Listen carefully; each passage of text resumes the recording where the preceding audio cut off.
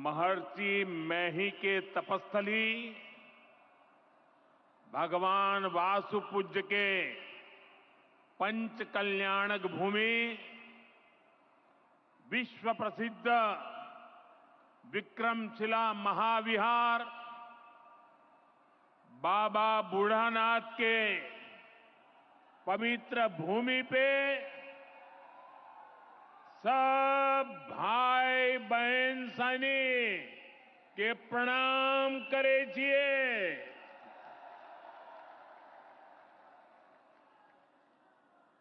मंच पर विराजमान राज्यपाल श्रीमान आरिफ मोहम्मद खान जी, बिहार के लोकप्रिय एवं बिहार के विकास के लिए समर्पित हमारे लाडले मुख्यमंत्री नीतीश कुमार जी, केंद्रीय मंत्रिमंडल में मेरे सहयोगी शिवराज सिंह चौहान जी, जीतन राम मांझी जी, ललन सिंह जी, गिरिराज सिंह जी, चिराग पासवान जी, राज्य मंत्री श्रीमान रामनाथ ठाकुर जी, बिहार सरकार के उप मुख्यमंत्री सम्राट चौधरी जी, विजय सिन्हा जी, राज्य के अन्य मंत्री एवं जनप्रतिनिधिगण, उपस्थित महानुभाव और बिहार के मेरे प्यारे भाइयों और बहनों, आज हमारे साथ देश के कोने कोने में कई मुख्यमंत्री, कई मंत्री और करोड़ों करोड़ों किसान भी आज इस कार्यक्रम में हमारे साथ जुड़े हुए हैं। मैं उन सबको भी आदरपूर्वक नमन करता हूं। साथियों, महाकुंभ के समय में मंदरांचल की इस धरती पर आना अपने आप में बड़ा सौभाग्य है। इस धरती में आस्था भी है, विरासत भी है और विकसित भारत का सामर्थ्य भी है। ये शहीद तिलका मांझी की धरती है, ये सिल्क सिटी भी है। बाबा अजगैबीनाथ की इस पावन धरा में इस समय महाशिवरात्रि की भी खूब तैयारियां चल रही हैं। ऐसे पवित्र समय में मुझे पीएम किसान निधि की एक और किस्त देश के करोड़ों किसानों को भेजने का सौभाग्य मिला है। करीब 22,000 करोड़ रुपए एक क्लिक पर देश भर के किसानों के खाते में पहुंचे हैं। और जैसे ही अभी मैंने क्लिक दबाई, मैं देख रहा था यहां पर भी जो राज्यों के दृश्य दिख रहे थे, यहां भी कुछ लोगों की तरफ मेरी नजर गई। वो फटाफट अपने मोबाइल देख रहे थे कि पैसा आया कि नहीं आया, और तुरंत उनकी आंखों में चमक दिखाई देती थी। साथियों, आज जो किसान सम्मान निधि दी गई है, इसमें बिहार के भी 75 लाख से अधिक किसान परिवार है।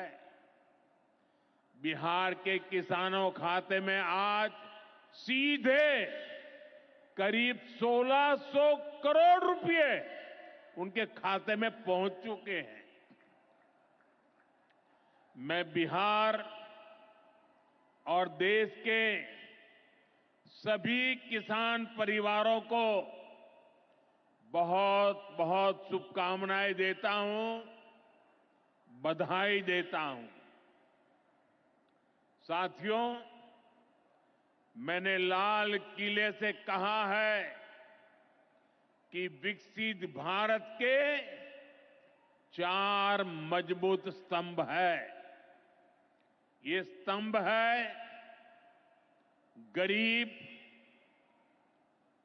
हमारे अन्नदाता किसान, हमारे नौजवान, हमारे युवा और हमारे देश की नारी शक्ति। एनडीए सरकार चाहे केंद्र में हो या फिर यहां नीतीश जी के नेतृत्व में चल रही सरकार हो, किसान कल्याण हमारी प्राथमिकता में है। बीते दशक में हमने किसानों की हर समस्या के समाधान के लिए पूरी शक्ति से काम किया है। किसान को खेती के लिए अच्छे बीज चाहिए, पर्याप्त और सस्ती खाद चाहिए, किसानों को सिंचाई की सुविधा चाहिए, पशुओं का बीमारी से बचाव चाहिए और आपदा के समय नुकसान से सुरक्षा चाहिए। पहले इन सभी पहलुओं को लेकर किसान संकट से घिरा रहता था। जो लोग पशुओं का चारा खा सकते हैं, वो इन स्थितियों को कभी भी नहीं बदल सकते। एनडीए सरकार ने इस स्थिति को बदला है। बीते वर्षों में हमने सैकड़ों आधुनिक किस्म के बीज किसानों को दिए। पहले यूरिया के लिए किसान लाठी खाता था और यूरिया की कालाबाजारी होती थी। आज देखिए, किसानों को पर्याप्त खाद मिलती है। हमने तो कोरोना के महासंकट में भी किसानों को खाद की कमी नहीं होने दी।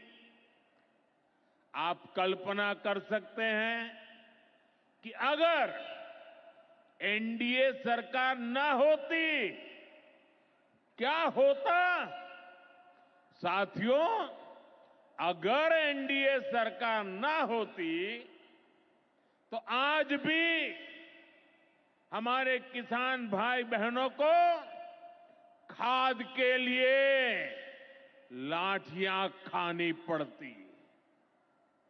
आज भी बरौनी खाद कारखाना बंद पड़ा होता। दुनिया के अनेक देशों में खाद की बोरी जो 3,000 रुपये की मिल रही है, वो आज हम किसानों को 300 रुपये से भी कम में देते हैं। एनडीए सरकार न होती तो यूरिया की एक बोरी भी आपको 3,000 रुपये की मिलती। हमारी सरकार किसानों के बारे में सोचती है, उनकी भलाई के लिए काम करती है। इसलिए यूरिया और डीएपी का जो पैसा किसानों को खर्च करना था, वो केंद्र सरकार खुद खर्च कर रही है। बीते 10 साल में करीब 12 लाख करोड़ रुपए जो खाद खरीदने के लिए आपके जेब से जाने थे वो बच गए। वो केंद्र सरकार ने बजट में से दिए हैं।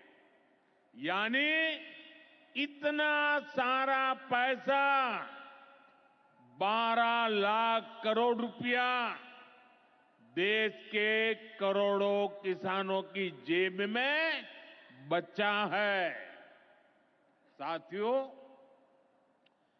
एनडीए सरकार न होती तो आपको पीएम किसान सम्मान निधि ये भी नहीं मिलती। इस योजना को शुरू हुए अभी करीब 6 साल हुए हैं। अभी तक लगभग 3,70,000 करोड़ रुपए सीधे किसानों के खाते में पहुंच चुके हैं। बीच में कोई बिचौलिया नहीं, कोई कटकी कंपनी नहीं। 1 रुपया दिल्ली से निकले 100 पैसा सीधा पहुंचता है। ये आप जैसे छोटे किसान हैं जिनको पहले सरकार की योजनाओं का पूरा लाभ नहीं मिल पाता था। छोटे किसानों का हक भी बिचौलिए हड़प कर लेते थे। लेकिन ये मोदी है, ये नीतीश जी है जो किसानों के हक का किसी को नहीं खाने देंगे। जब ये कांग्रेस वाले, जंगल राज वाले सरकार में थे तो इन लोगों ने खेती का कुल जितना बजट रखा था उससे कई गुना ज्यादा पैसा तो हम सीधे आप किसानों के बैंक खातों में भेज चुके हैं। ये काम कोई भ्रष्टाचारी नहीं कर सकता है। ये काम वही सरकार कर सकती है जो किसान कल्याण के लिए समर्पित है। साथियों, कांग्रेस हो, जंगल राज वाले हो, इनके लिए आप किसानों की तकलीफ भी कोई मायने नहीं रखती। पहले जब बाढ़ आती थी, सूखा पड़ता था, ओला पड़ता था, तो ये लोग किसानों को अपने हाल पर छोड़ देते थे। 2014 में जब आपने एनडीए को आशीर्वाद दिया तो मैंने कहा ऐसे नहीं चलेगा। एनडीए सरकार ने पीएम फसल बीमा योजना बनाई। इस योजना के तहत 2.25 लाख करोड़ रुपए का क्लेम किसानों को आपदा के समय मिल चुका है। साथियों, जो भूमिहीन है, जो छोटे किसान है, उनकी आय को बढ़ाने में एनडीए सरकार पशुपालन को बढ़ावा दे रही है। पशुपालन गांव में हमारी बहनों को लखपति दीदी बनाने में भी बहुत काम आ रहा है।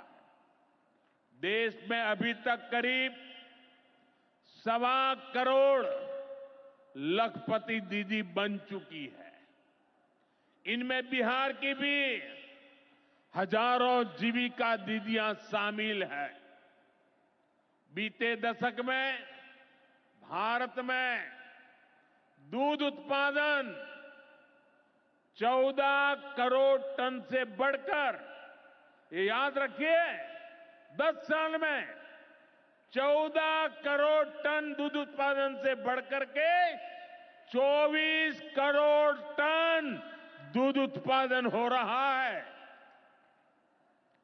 यानी भारत ने दुनिया के नंबर 1 दूध उत्पादक के रूप में अपनी भूमिका को और सशक्त किया है। इसमें बिहार की भी बहुत बड़ी भागीदारी है। आज बिहार में सहकारी दूध संघ प्रतिदिन 30 लाख लीटर दूध खरीदता है। इसके कारण हर साल 3,000 करोड़ रुपए से अधिक बिहार के पशुपालकों, हमारी माताओं बहनों के खाते में पहुंच रहे हैं। साथियों, मुझे खुशी है कि डेयरी सेक्टर को बढ़ावा देने के हमारे प्रयासों को राजीव रंजन जी, हमारे ललन सिंह जी बहुत ही कुशलता के साथ आगे बढ़ा रहे हैं। इनके प्रयासों से यहां बिहार में 2 परियोजनाएं तेजी से पूरी हो रही है। मोतीहारी का सेंटर ऑफ एक्सीलेंस बेहतरीन देसी नस्ल की गायों के विकास में मदद करेगा। दूसरा, बरौनी का मिल्क प्लांट है। इस क्षेत्र के 3 लाख किसानों को फायदा होगा, नौजवानों को रोजगार मिलेगा। साथियों, हमारे जो नाविक साथी हैं, जो मछुआरे साथी हैं, इनको पहले की सरकारों ने कोई फायदा नहीं दिया। हमने पहली बार मछली पालकों को किसान क्रेडिट कार्ड की सुविधा दी है।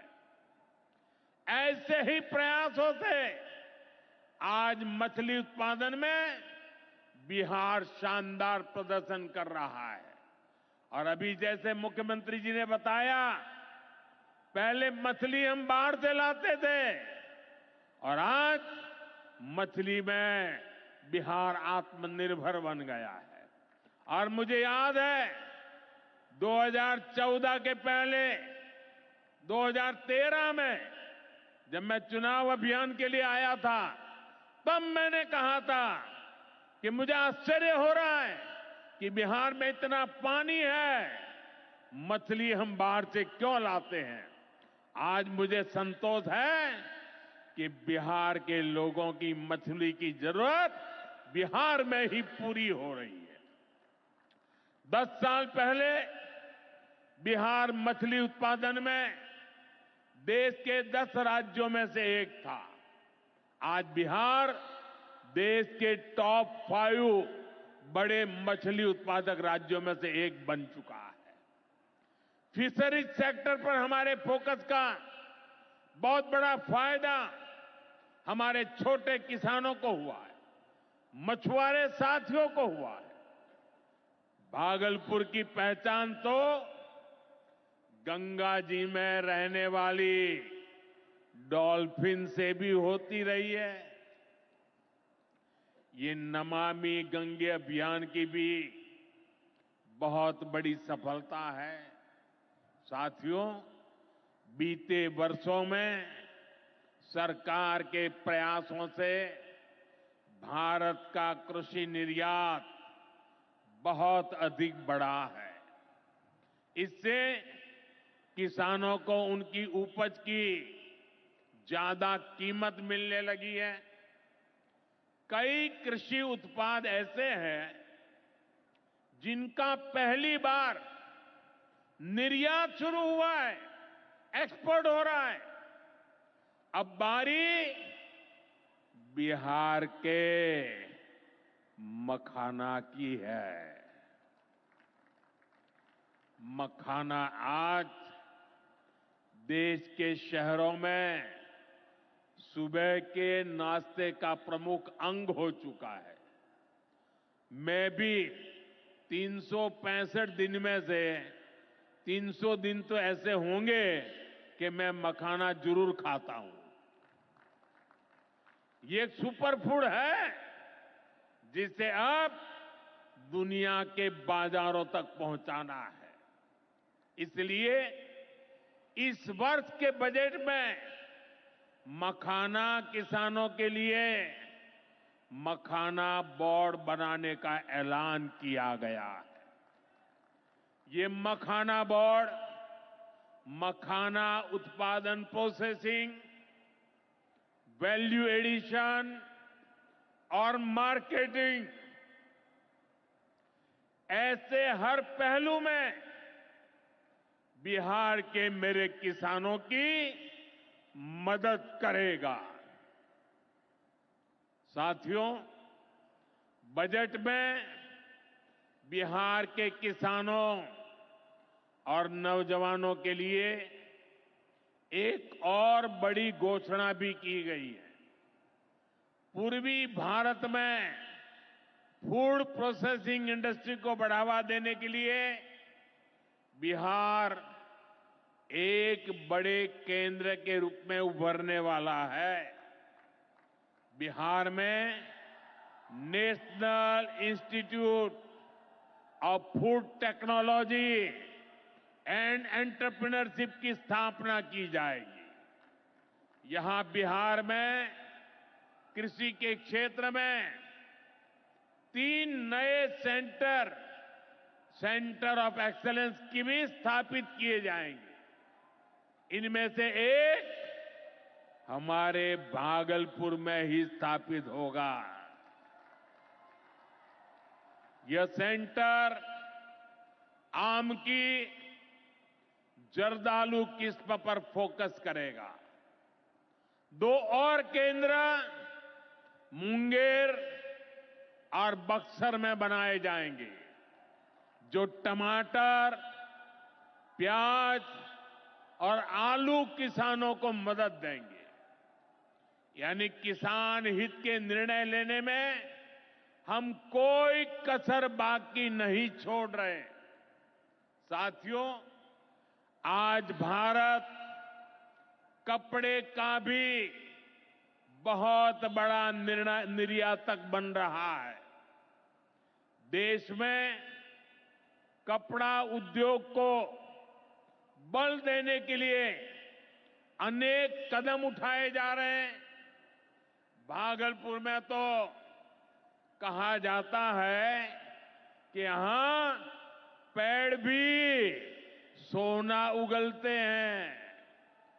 भागलपुरी सिल्क, टसर सिल्क पूरे हिंदुस्तान में मशहूर है।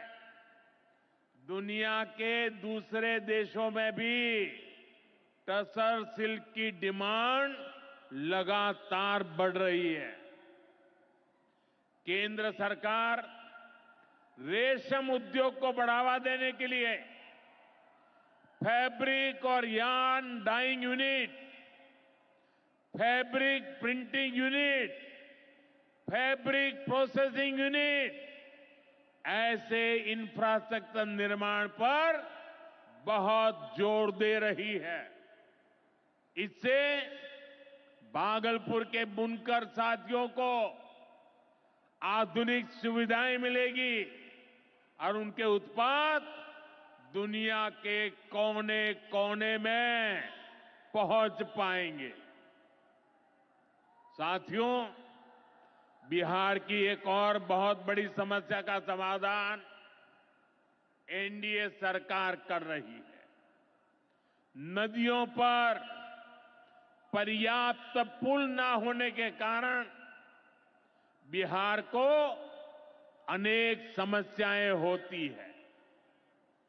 आपको आने जाने में दिक्कत ना हो, इसके लिए हम तेजी से काम कर रहे हैं, अनेकों पुल बनवा रहे हैं।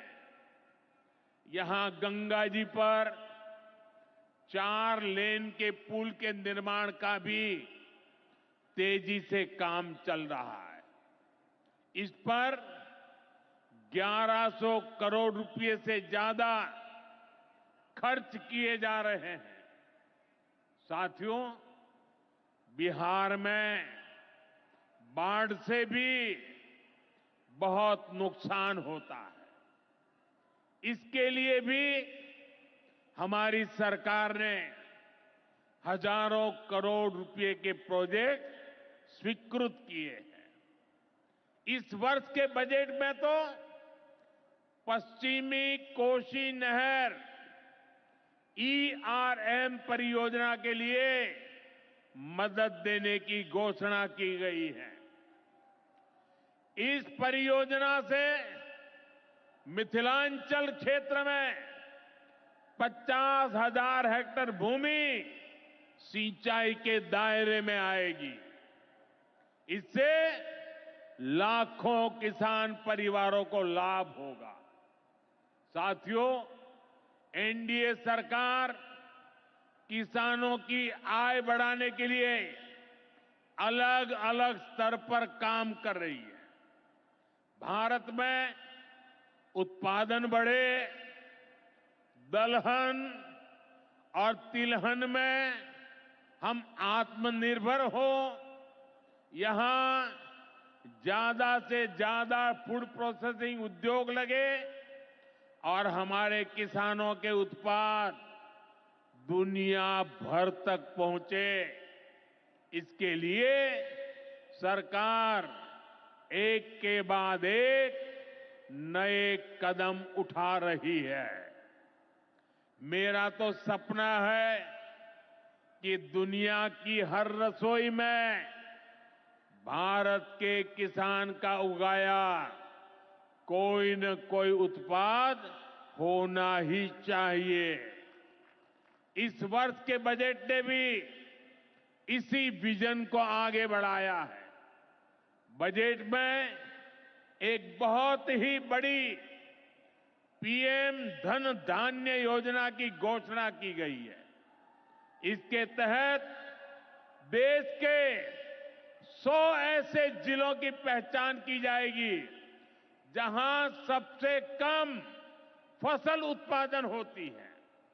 फिर ऐसे जिलों में खेती को बढ़ावा देने के लिए विशेष अभियान चलाया जाएगा।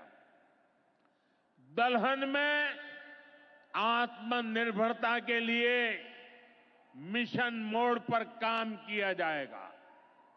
किसान ज्यादा से ज्यादा दालें उगाए, इसके लिए किसानों को प्रोत्साहन मिलेगा। दालों की एमएसपी पर खरीद को और अधिक बढ़ाया जाएगा। साथियों, आज का दिन एक और वजह से बहुत खास है। हमारी सरकार ने देश में 10,000 एफपीओ किसान उत्पादक संघ बनाने का बड़ा लक्ष्य रखा था। आज मुझे ये बताते हुए खुशी है कि देश ने इस लक्ष्य को प्राप्त कर लिया है। आज बिहार की भूमि 10,000वें एफपीओ के निर्माण की साक्षी बन रही है। मक्का, केला और धान पर काम करने वाला ये एफपीओ खगड़िया जिला में रजिस्टर हुआ है। एफपीओ सिर्फ एक संगठन नहीं होता, एक किसानों की आय बढ़ाने वाली अभूतपूर्व शक्ति है। एफपीओ की ये शक्ति छोटे छोटे किसानों को बाजार के बड़े लाभ सीधे उपलब्ध कराती है। एफपीओ के जरिए आज तमाम ऐसे अवसर हमारे किसान भाइयों बहनों को सीधे मिल रहे हैं जो पहले उपलब्ध नहीं थे। आज देश के करीब 30 लाख किसान एफपीओ से जुड़े हैं और बड़ी बात यह कि इसमें करीब 40% हमारी बहनें हैं। ये एफपीओ आज कृषि क्षेत्र में हजारों करोड़ रुपए का कारोबार करने लगे हैं। मैं सभी 10,000 एफपीओ के सदस्यों को भी बहुत बहुत बधाई देता हूं। साथियों, एनडीए सरकार बिहार के औद्योगिक विकास पर भी उतना ही बल दे रही है। बिहार सरकार भागलपुर में जो बहुत बड़ा बिजली कारखाना लगा रही है, उसको कोयले की भरपूर आपूर्ति की जाएगी। इसके लिए केंद्र सरकार ने कोल लिंकेज को स्वीकृति दे दी है। मुझे पूरा भरोसा है यहां पैदा होने वाली बिजली बिहार के विकास को नई ऊर्जा देगी। इससे बिहार के नौजवानों को रोजगार के नए अवसर मिलेंगे। साथियों, पूर्वोदय से ही विकसित भारत का उदय होगा और हमारा बिहार पूर्वी भारत का सबसे अहम स्तंभ है। बिहार भारत की सांस्कृतिक विरासत का प्रतीक है। कांग्रेस आरजेडी के लंबे कुशासन ने बिहार को बर्बाद किया, बिहार को बदनाम किया। लेकिन अब विकसित भारत में बिहार का वही स्थान होगा जो प्राचीन समृद्ध भारत में पाटलिपुत्र का था। इसके लिए हम सभी मिलकर निरंतर प्रयास कर रहे हैं। बिहार में आधुनिक कनेक्टिविटी के लिए, सड़कों के नेटवर्क के लिए, जन कल्याण की योजनाओं के लिए एनडीए सरकार प्रतिबद्ध होकर काम कर रही है। मुंगेर से भागलपुर होते हुए मिर्जा चौकी तक करीब 5,000 करोड़ रुपए की लागत से नया हाईवे भी बनाने का काम शुरू हो रहा है। भागलपुर से औंसडीहा तक 4 लेन सड़क को चौड़ा करने का काम भी शुरू होने जा रहा है। भारत सरकार ने विक्रमशिला से कटारिया तक नई रेल लाइन और रेल पुल को भी स्वीकृति दे दी है। साथियों, हमारा ये भागलपुर सांस्कृतिक और ऐतिहासिक रूप से बहुत महत्वपूर्ण रहा है। विक्रमशिला विश्वविद्यालय के कालखंड में ये वैश्विक ज्ञान का केंद्र हुआ करता था। हम नालंदा विश्वविद्यालय के प्राचीन गौरव को आधुनिक भारत से जोड़ने का काम शुरू कर चुके हैं। नालंदा विश्वविद्यालय के बाद अब विक्रमशिला में भी सेंट्रल यूनिवर्सिटी बनाई जा रही है। जल्द ही केंद्र सरकार इस पर काम शुरू करने वाली है। मैं नीतीश जी, विजय जी, सम्राट जी सहित बिहार सरकार की पूरी टीम को बधाई देता हूं। आप इस प्रोजेक्ट से जुड़ी जरूरतों को पूरा करने में तेजी से जुटे हैं। साथियों, एनडीए सरकार भारत की गौरवशाली विरासत के संरक्षण और वैभवशाली भविष्य के निर्माण के लिए एक साथ काम कर रही है।